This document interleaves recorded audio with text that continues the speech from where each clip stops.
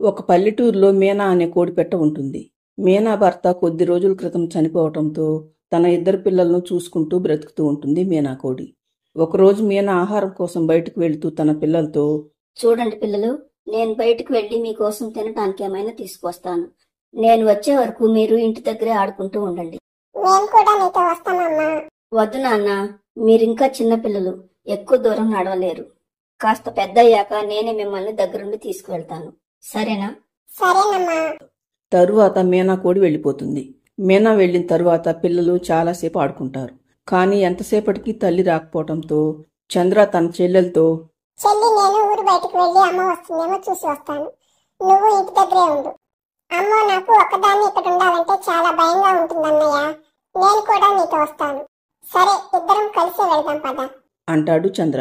అలా కోడి పిల్లలు రెండు మాట్లాడుకుంటూ ఊరు బయటకు రాగానే వాటిని ఒక గద్ద చూస్తుంది. అది వెంటనే పెద్దవాడైన చంద్రాన్ని పట్టుకుని పక్కనే ఉన్న అడవిలోకి ఎగిరిపోతుంది. తన అన్నను గద్ద పట్టుకుని వెళ్లటంతో చెల్లెలు కోడిపిల్ల సత్య గట్టిగా అరుస్తూ ఏడవటం మొదలు పెడుతుంది. ఇంతలో తమ పిల్లలకు ఆహారం తీసుకుని మీనా కోడి అక్కడికి వస్తుంది. తన బిడ్డ ఏడుస్తూ ఉండటంతో, ఏమైంది తల్లి, నువ్వు ఇక్కడికి ఎందుకు వచ్చావు? అన్న ఏడి? నీకోసమని నేను అన్నయ్య వెతుక్కుంటూ వచ్చామమ్మా. అన్నయ్యను గద్దెత్తుకుపోయిందమ్మా అని సత్య భయంతో వణికిపోతూ చెప్పటంతో మీనా కోడికి గుండాగినంత పని అవుతుంది. అయ్యో, నా బిడ్డను గద్దెత్తుకుపోయిందా అంటూ సత్యాన్ని వదిలేసి పిచ్చిదానిలో అడవిలోకి పరిగెడుతుంది మీనా. అలా చాలాసేపు పరిగెత్తినా కూడా మీనాకు గద్ద తన కొడుకు ఎక్కడా కనిపించరు.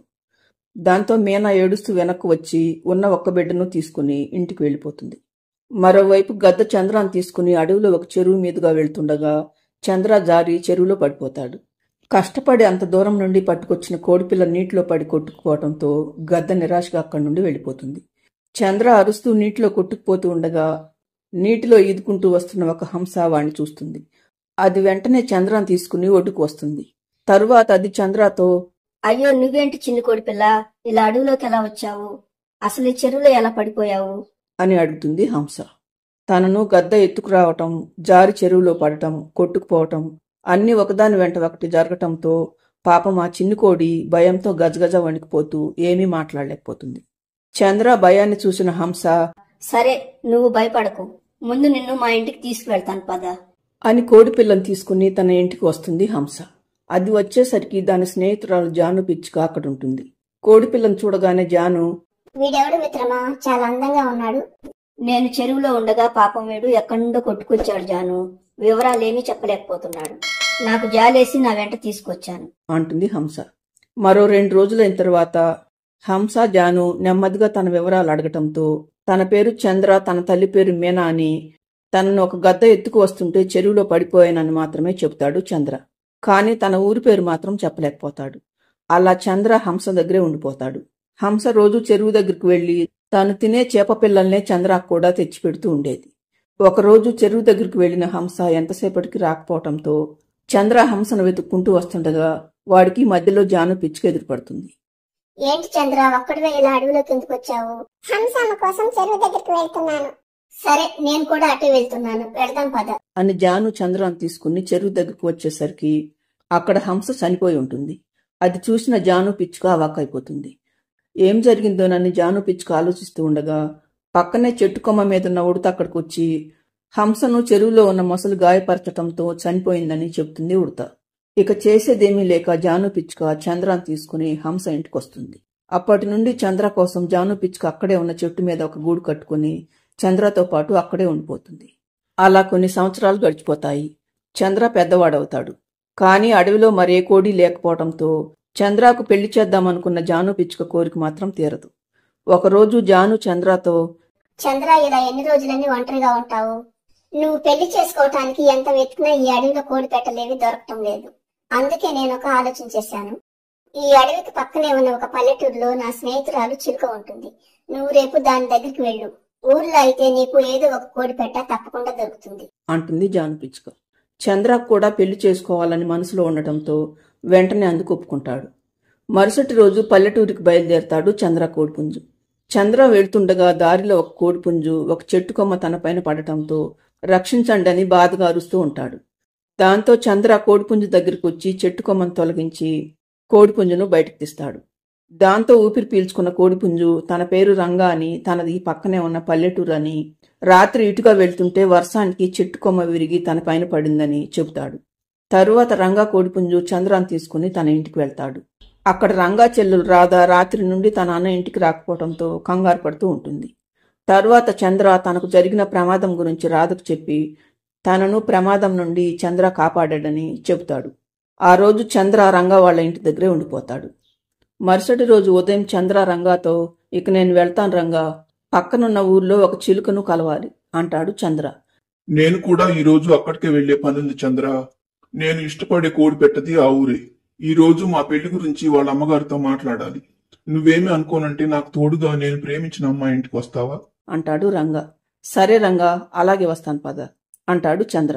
తరువాత వాళ్ళిద్దరూ కలిసి రంగా చెప్పిన ఇంటికి వెళ్తారు. అక్కడ మీనా కోడి తన కూతురు సత్య కోడి ఉంటారు. రంగాను చూడగానే సత్య వాళ్ళ అమ్మతో, అమ్మా నేను చెప్పింది ఇతని గురించే అంటుంది సత్య రంగాను మీనాకు చూపిస్తూ. కానీ మీనా మాత్రం చంద్రను ఆశ్చర్యంగా చూస్తూ ఉంటుంది. ఎందుకంటే చంద్ర అచ్చం చనిపోయిన తన భర్త సూర్యలాగే ఉంటాడు. వెంటనే మీనా చంద్రతో, మీ దేవురు బాబు మాది ఈ ఊరికి దగ్గరలో ఉన్న అడవండి. నేను పని మీద ఇక్కడికి వచ్చాను అంటాడు చంద్ర. తరువాత మీనా రంగాతో మాట్లాడుతూ, నీ గురించి మా అమ్మాయి అన్ని విషయాలు నాకు చెప్పింది బాబు. మా అమ్మాయిని నీకిచ్చి పెళ్లి చేయడానికి నాకేమీ అభ్యంతరం లేదు అని మీనా రంగాతో మాట్లాడిన తర్వాత చంద్రతో, బాబు నువ్వేమీ అనుకోకుండా నన్ను మీ అమ్మ దగ్గరికి తీసుకువెళ్తావా అని మీనా అడగటంతో, ఎందుకండి అంటాడు చంద్ర. నేను మీ అమ్మగారితో మాట్లాడాలి బాబు, దయచేసి నన్ను ఒకసారి మీ అమ్మ దగ్గరికి తీసుకువెళ్ళు అని మీనా బ్రతిమలాడటంతో చంద్ర సరేనని చెప్పి మీనాను తీసుకుని జాను పిచ్చుక దగ్గరికి వస్తాడు. జానును చూడగానే మీనా చాలా ఆశ్చర్యపోతుంది. అదేంటి చంద్ర, మీ అమ్మ దగ్గరికి తీసుకువెళ్ళమంటే ఒక పిచ్చుక దగ్గరికి తీసుకువచ్చావేంటి నన్ను చిన్నప్పటి నుంచి పెంచి పెద్ద చేసింది ఈ అమ్మేనండి అంటాడు చంద్ర. తరువాత మీనా జాను పిచ్చుకతో, ఈ చంద్ర అసలు మీ కొడుకు ఎలా అయ్యాడని అడగటంతో జాను పిచ్చుక జరిగిన విషయం మొత్తం చెబుతూ, ఈ చంద్ర చిన్నగా ఉన్నప్పుడు ఒక గద్ద ఎక్కడి నుండో ఎత్తుకుని వెళ్తుండగా చంద్ర జారి ఈ అడవిలో ఉన్న చెరువులో పడిపోయాడండి. అప్పుడు నా స్నేహితురాలు హంస వీడిని కాపాడి తన ఇంటికి తీసుకువచ్చింది అని తరువాత జరిగిన విషయం మొత్తం చెబుతుంది జాను పిచ్చుక. అప్పుడు మీనా కొడి జానుతో, ఇతని పేరు చంద్ర అని మీరు పెట్టారా, లేకపోతే మీ దగ్గరికి వచ్చేసరికి ఆ పేరు ఉన్నదా చంద్ర మా దగ్గరికి వచ్చేసరికి ఆ పేరు ఉన్నదండి. వాడు చిన్నగా ఉన్నప్పుడే తన పేరు చంద్ర అని తన తల్లి పేరు మీనా అని చెప్పాడు. కానీ మిగతా విషయాలేవి చెప్పలేకపోయాడు అంటుంది జాను పిచ్చుక. దాంతో మీనాకు విషయం మొత్తం పూర్తిగా అర్థమైపోతుంది. ఈ చంద్ర ఎవరో కాదమ్మా, నా కన్న కొడుకే. అసలేం జరిగిందంటే అంటూ చంద్రను గద్ద ఎత్తుకొచ్చిన దగ్గర నుండి ఆ రోజు జరిగిన విషయం మొత్తం చెబుతుంది మీనా. దాంతో చంద్రకు పట్టలేనంత సంతోషంగా అనిపిస్తుంది. అమ్మా నువ్వు నిజంగా మా అమ్మవేనా అవును బాబు, నువ్వు అచ్చం మీ నాన్నలాగే ఉన్నావు. అందుకే నిన్ను చూడగానే నాకేదో అనుమానం వచ్చి మీ అమ్మగారి దగ్గరికి తీసుకువెళ్ళమన్నాను. ఇప్పుడు నా అనుమానమే నిజమైంది అంటుంది మీనా ఆనందంగా. తరువాత చంద్ర జాను పిచ్చుకతో పాటు తన తల్లి దగ్గరికి వస్తాడు. కొన్ని రోజుల తర్వాత మీనా రంగాకు సత్యకు, చంద్రకు రంగా చెల్లెలు రాధకు పెళ్లి చేసి కొడుకు కోడలు అల్లుడు కూతురుతో సంతోషంగా ఉంటుంది. జాను పిచ్చుకు కూడా చంద్రతో పాటే ఉంటుంది.